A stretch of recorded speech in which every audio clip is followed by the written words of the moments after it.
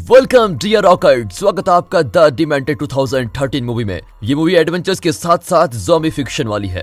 तो मूवी की शुरुआत में डेविड और टेलर को दिखाते हैं जो वेकेशन पर जाने के लिए निकल रहे थे। अपना सारा सामान बांधकर दोनों अपने बाकी दोस्तों का इंतजार कर रहे थे।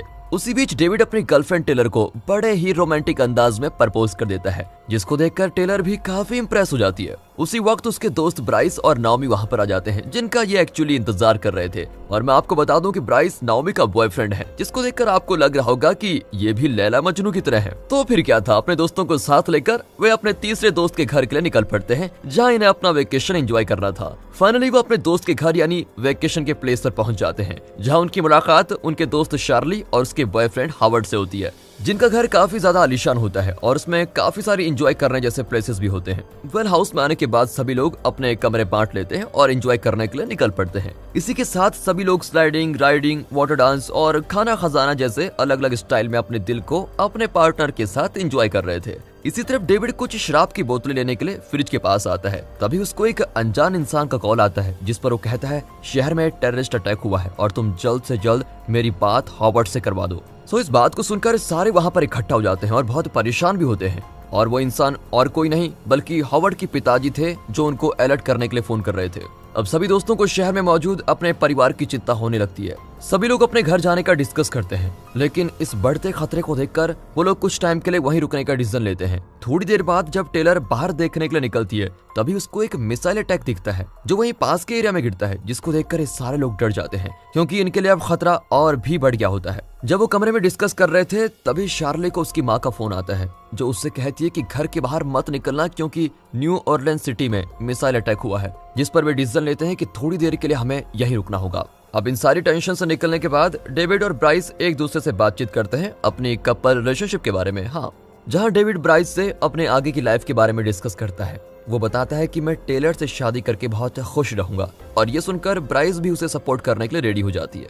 वहीं दूसरी तरफ टेलर भी शार्ली से उसी सिलसिले में बात कर रही होती है कि वो भी डेविड के साथ रिलेशनशिप में रहना पसंद करती है। दोनों अपने लव लाइफ के किस्से एक दूसरे से शेयर करते रहते हैं। तभी शार्ली की नजर एक कुत्ते पर जाती है, जो बहुत ही अजीब हरकतें कर रहा होता है। तभी टेलर डेविड को उस कुत्ते के बारे में बताती है। डेविड और ब्राइस भी उस कुत्ते को देखकर काफी हैरान हो जाते हैं। अब क्योंकि वो कुत्ता दिखने में काफी ज्यादा भयानक और डरावना लग रहा था, देखते देखते वो कुत्ता उनके ऊपर हमला करने के लिए भागता है। अब उस कुत्ते को अपनी ओर आता देखकर सभी डर जाते हैं और घर के कमरे में छुप जाते हैं और सभी को बाहर जाने के लिए भी रोक लेते हैं। उसी रात टेलर को उस कुत्ते की आहट सुनाई देती है, मानो कि वो कुत्ता उनके आसपास ही मौजूद हो। फिर इसी के साथ अगली सुबह हम ब्राइस और नाओमी को देखते हैं, जो अपने ब्रेकफास्ट की तैयारी कर रहे होते हैं। तभी ब्राइस की नजर अचानक उस कुत्ते पर पड़ती है, जो कल उनको परेशान कर रहा था। उस कुत्ते को देखकर ब्राइस का खून खौलने लगता है और वो उसको मारने के लिए निकल पड़ता है। इसी शोर को सुनकर सभी लोग घर से बाहर आ जाते हैं। अब उस कुत्ते को मारने के लिए ब्राइस एक मजबूत सा डंडा लेकर खड़ा होता है। अब जैसे ही वो खूंखार कुत्ता ब्राइस की ओर बढ़ता है, ब्राइस उसे एक ही शॉट में मौत की नींद सुला देता है, और इस तरह उस कुत्ते का खतरा टल चुका था। सभी लोग घर में वापस जाते हैं। तभी शार्ली नाओमी को अकेले में बुलाती है और उससे कहती है कि मेरे पति और तुम्हारे बीच क्या चल रहा है। जो सुनकर नाओमी उससे कहती है कि तुम जो सोच रही हो वैसा कुछ भी नहीं है, उल्टा तुम्हारा पति मेरे साथ कल बदतमीजी कर रहा था। और फिर शार्ली और नाओमी के बीच झगड़ा भी हो जाता है। अब इस और उस कुत्ते के मर जाने की खबर डेविड एनिमल डिपार्टमेंट को देने के लिए निकल पड़ता है। तभी रास्ते में उसको एक गाड़ी का एक्सीडेंट होते हुए दिखाई देता है, जहाँ पर एक महिला खड़ी होती है। डेविड जैसे उसकी मदद करने के लिए उसके पास पहुंचता है, तो वो देखता है कि वो महिला अपने हाथ से अपने बाल उखाड़ रही है और उसके मुंह पर काफी सारा खून भी लगा हुआ था, जो देखकर डेविड के रोंगटे खड़े हो जाते हैं और वो काफी ज्यादा डर के गाड़ी की ओर भागता है। अब उसे देखकर वो जख्मी औरत भी उस पर हमला करने के लिए उसके पीछे भागती है। डेविड भी बड़ी कोशिश के बाद अपना पीछा छुड़वाकर घर पहुंच जाता है और सारे लोगों को अलर्ट करता है कि हमें जल्द से जल्द एरिया छोड़कर यहाँ से कहीं और जाना होगा।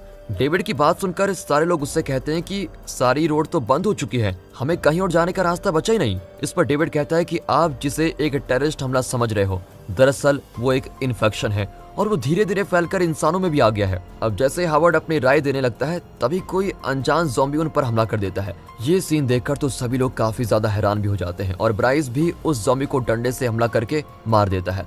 बट अफसोस हावर्ड की जान नहीं बचा पाता और उसकी वहीं मौके पर मौत हो जाती है, जिसका बहुत बड़ा सदमा शार्ली झेल नहीं पाती। इसी वक्त दो और नए ज़ॉम्बीज आ जाते हैं, जिनको डेविड देख लेता है और सभी को अलर्ट करके वहां से भागने के लिए कहता है। ये देखकर सभी लोग ऊपर के कमरे में छिप जाते हैं। अब बहुत सारे इन्फेक्टेड ज़ॉम्बीज इस घर में घुस चुके हैं और अब इन्फेक्शन होने के कारण हावर्ड भी एक ज़ॉम्बी में तब्दील हो चुका था। इसलिए वो भी इनके साथ डेविड और उसके दोस्तों के पीछे लग जाता है।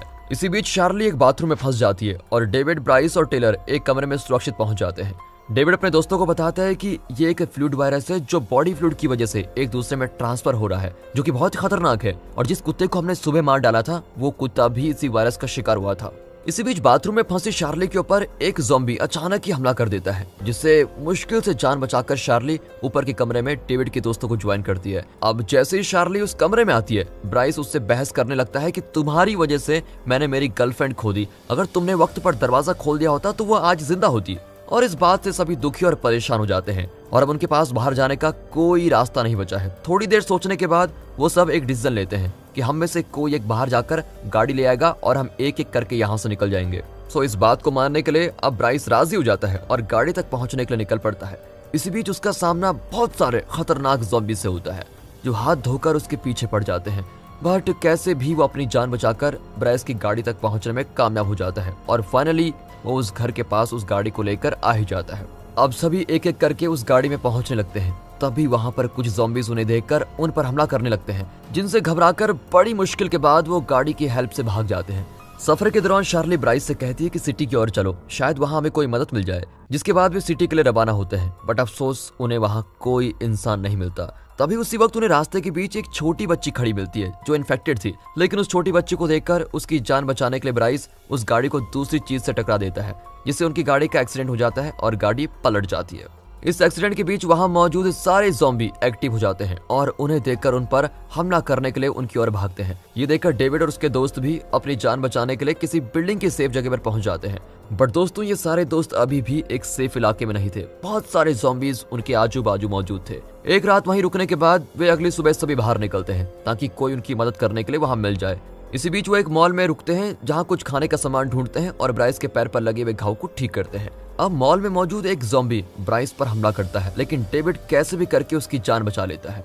अब डर के मारे वो लोग उस मॉल से बाहर निकलते हैं। एक्चुअली ये खूंखार ज़ॉम्बीज पूरे शहर में फैल चुके थे, जिसके कारण कोई भी प्लेस खतरे से खाली नहीं था। अब जैसे डेविड और उसके दोस्त एक रास्ते पर निकलते हैं, तुरंत वहां पर बहुत सारे ज़ॉम्बीज उन पर हमला करने के लिए निकल आते हैं। डेविड और उसके दोस्त तो बचकर भाग जाते हैं, लेकिन अनफॉर्चुनेटली शार्ली उन ज़ॉम्बीज का शिकार बन जाती है, जो उसे बड़ी बेरहमी से मार देते हैं। अब डेविड और उसके दोस्त शार्ली को भी खो चुके थे और इनके पास छुपने के लिए कोई भी जगह नहीं बची थी। इसलिए डेविड एक प्लान बनाता है कि वो ज़ॉम्बीज का ध्यान डाइवर्ट करेगा और बाकी लोग किसी सेफ जगह पर पहुंच जाएंगे। अब डेविड ज़ॉम्बीज का ध्यान भटकाकर दूसरी डायरेक्शन में भागता है, तो इस तरह ब्राइस और टेलर एक सेफ जगह पहुंच जाते हैं। बड़ी मुश्किल के बाद आखिर डेविड भी वहां पर पहुंचने में कामयाब हो जाता है और एक बड़ी सी बिल्डिंग में घुस जाते हैं। अब ये ज़ॉम्बीज भी कहां इनका पीछा छोड़ने वाले थे, ये भी पीछे पीछे उनके दाखिल हो जाते हैं। अब डेविड और उसके साथ ही एक कमरे में दाखिल होते हैं, बट अनफॉर्चुनेटली एक ज़ॉम्बी भी डेविड के हाथ पर काट लेता है।